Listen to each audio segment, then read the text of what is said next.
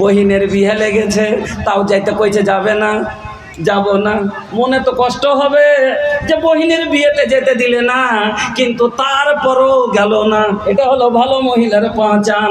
ভাতিজির বিয়ে লেগেছে, বলছে যাব, স্বামী বলে দিলে না, যাবে না, তারপর আজকে গেল না। এটা হলো ভালো মহিলার পহচান।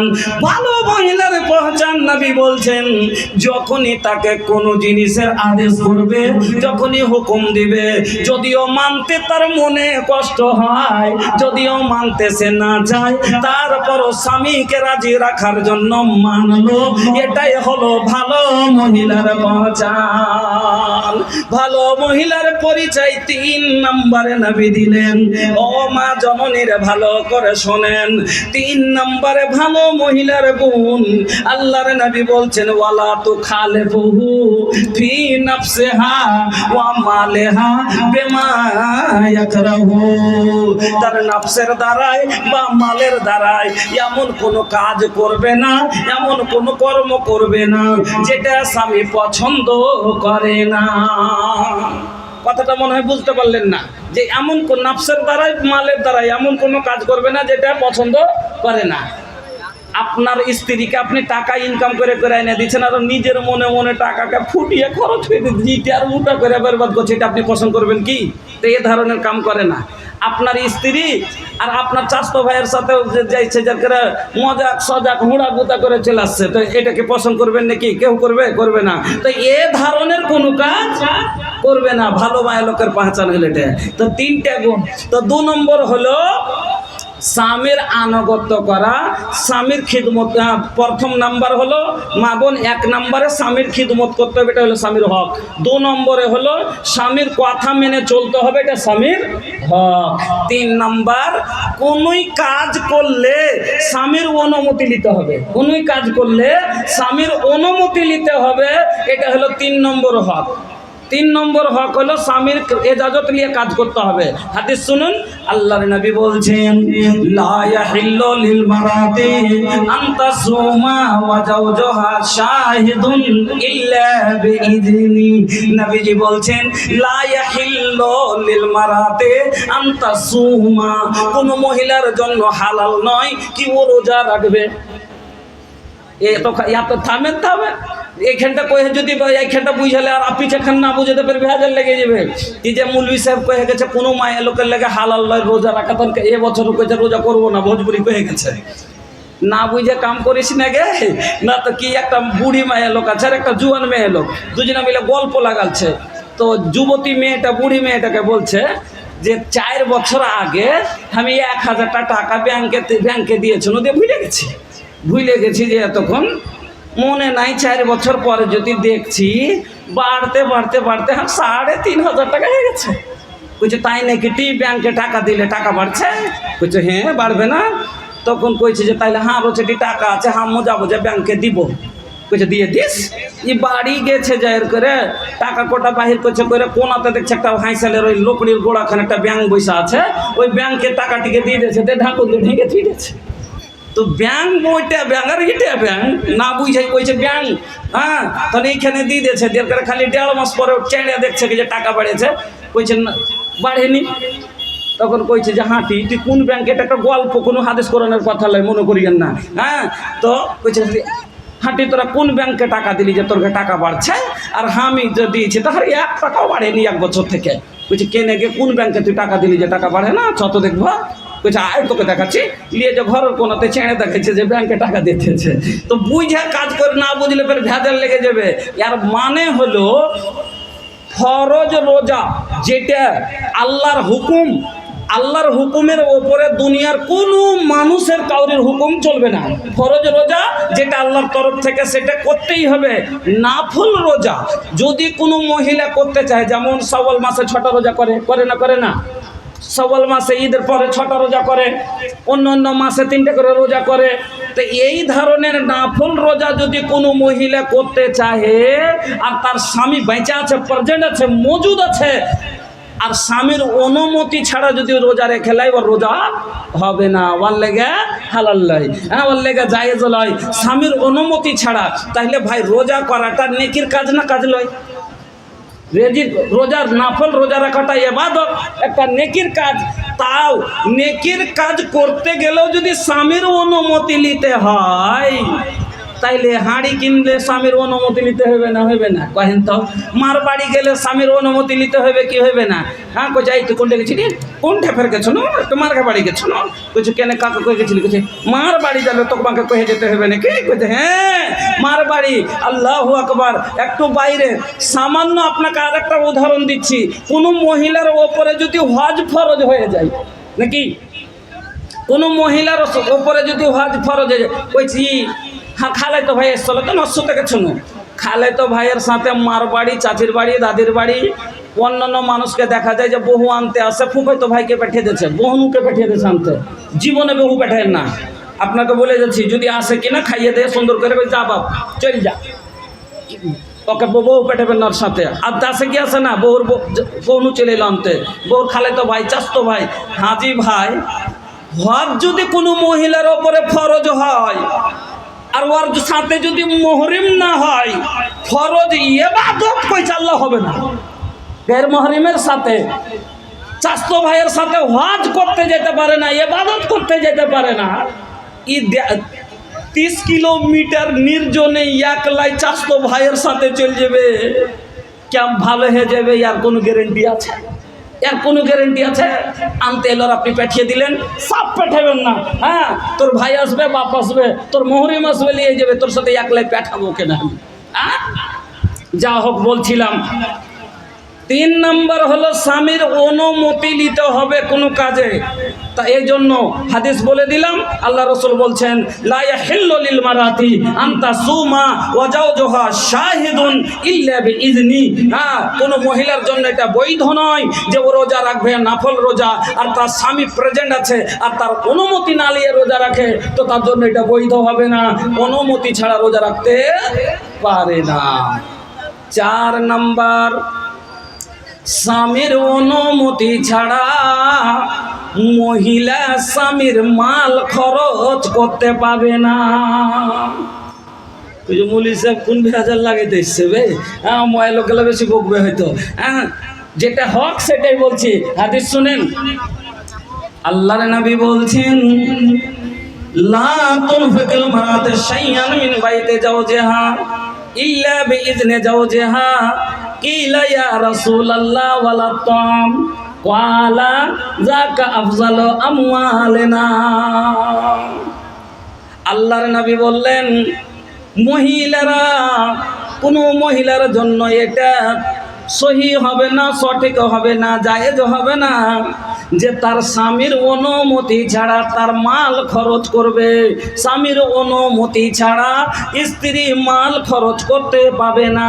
যেমনই আল্লাহর রসুল এই কথা বললেন, একজন চট করে আল্লাহর রসুলকে প্রশ্ন করে দিলেন, ইয়া রাসূলুল্লাহ, ওগো আল্লাহর নবী, ওয়ালা তাম, যদি কাউকে খেতে দেয়, যদি কাউকে খেতে দেয়, তাহলে খাবারটা কি মালে গণনা হবে?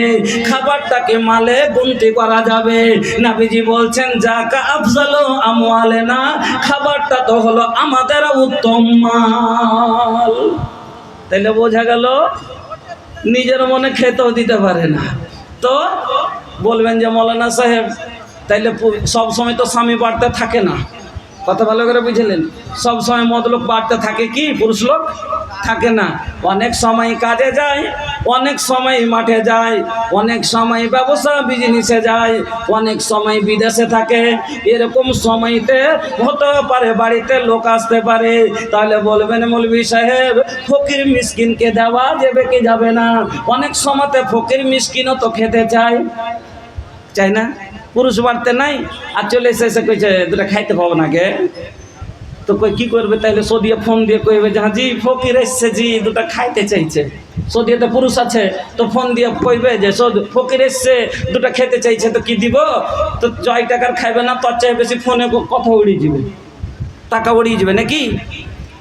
তো ফকির মিসকিনকে দেওয়া যাবে, ফকির মিসকিনকে দেওয়া যাবে। দলিল সহিহ বুখারীর হাদিস আপনাকে শোনাচ্ছি। ফকির মিসকিনকে খেতে দিতে পারা যাবে। আমি ইস্তেদলাল করছি আপনাকে একটা বুখারীর হাদিস দিয়ে।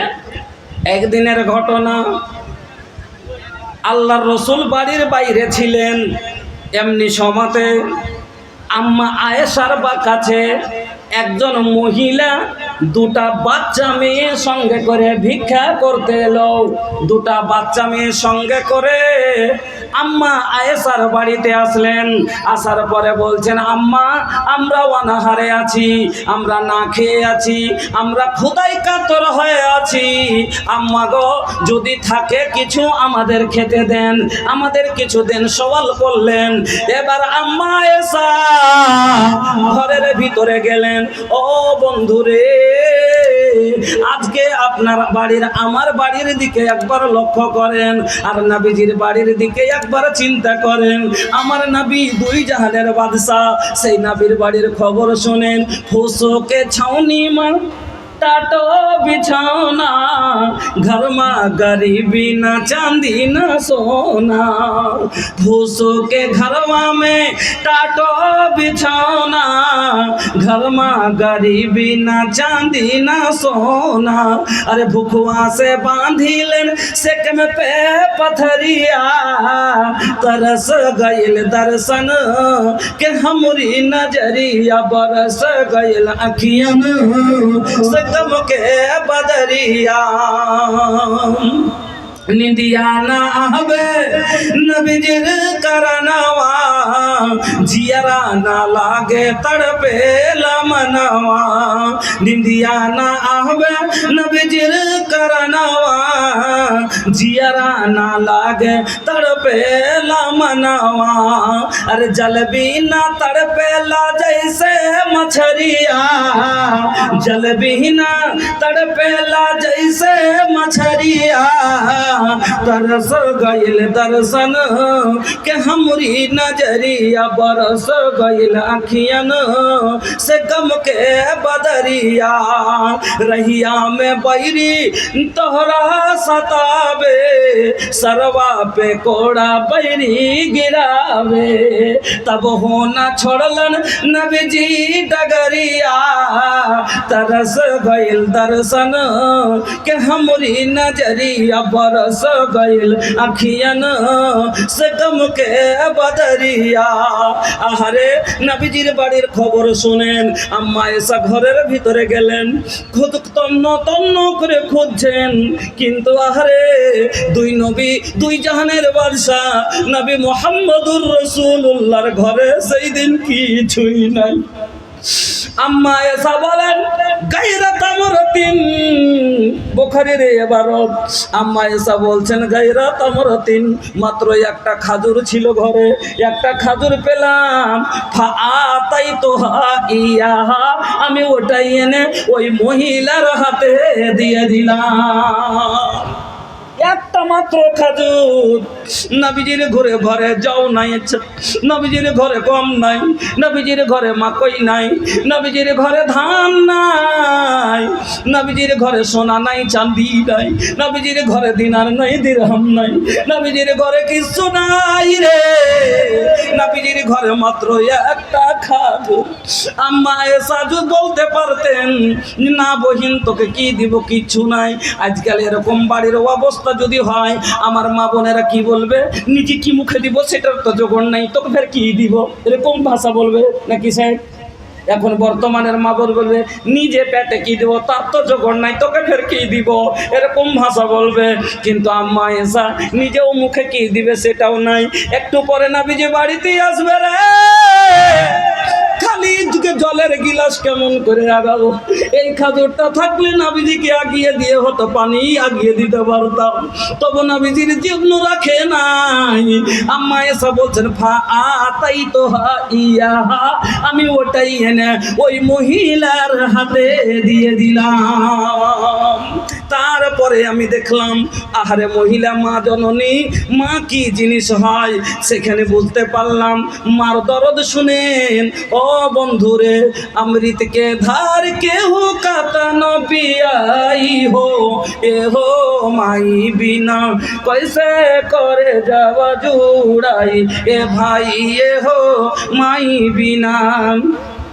नहीं चाहिए ना धन नहीं सुख पूरा, माई के दुलार बिना सब कुछ अधूरा।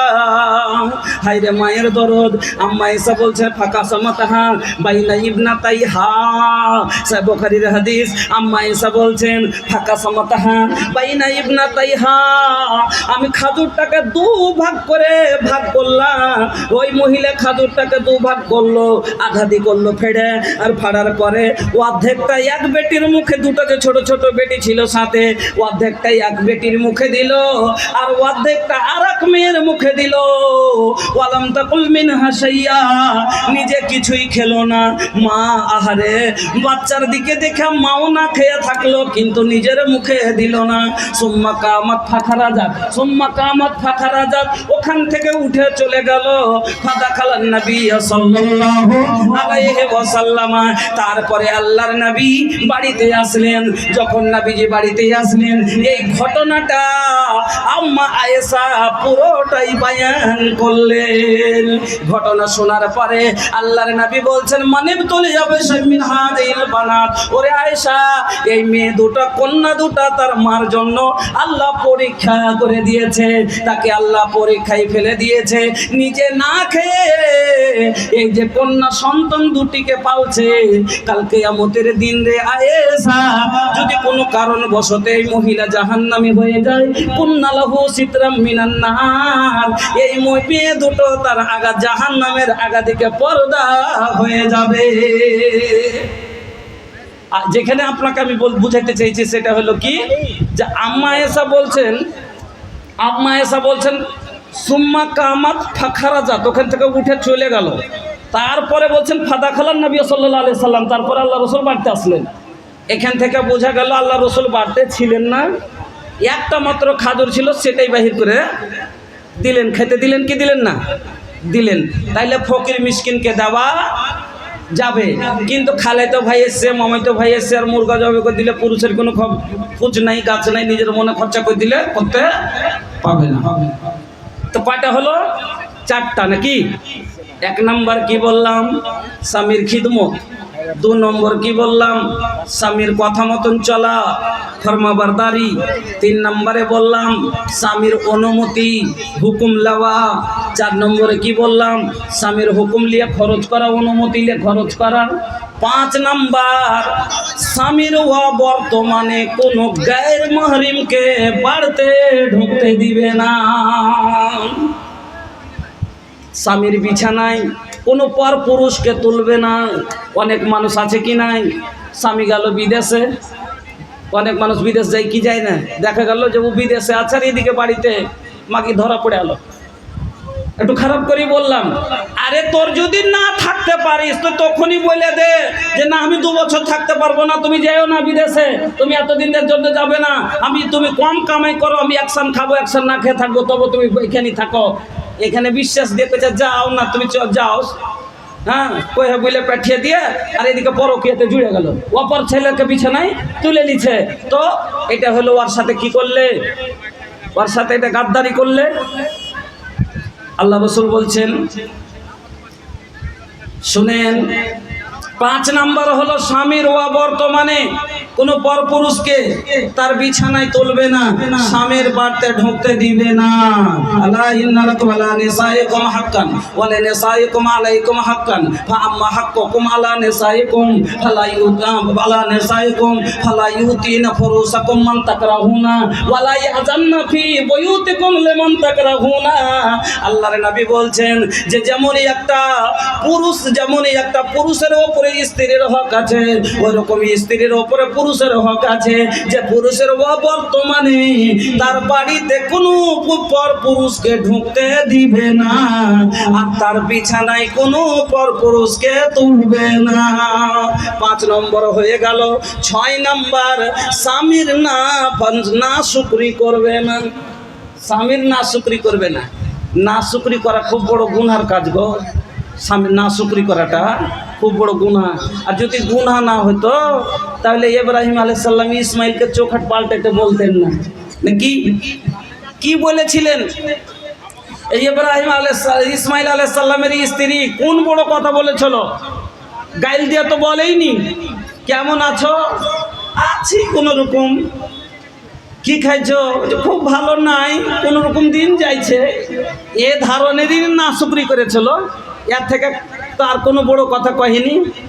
হ্যাঁ, গায়েব করার বাড়িতে এসে তো সুখ নাই, শান্তি নেই, কথা তো বলেনি। তারপরও ইব্রাহিম আলাইহিস সালাম কি বললেন, ইসমাইল বাড়িতে আসলে চৌখাট পাল্টে দিতে বলো। আর ওই যদি এ দলিলটা যদি নেওয়া যায়, বর্তমানের 50% মাইলক ভাব পাবে না নাকি। এখন তো কইছে গায়েব করার বাড়িতে এসে সুখ পেল না। আল্লাহু আকবার। এই হলো অবস্থা না।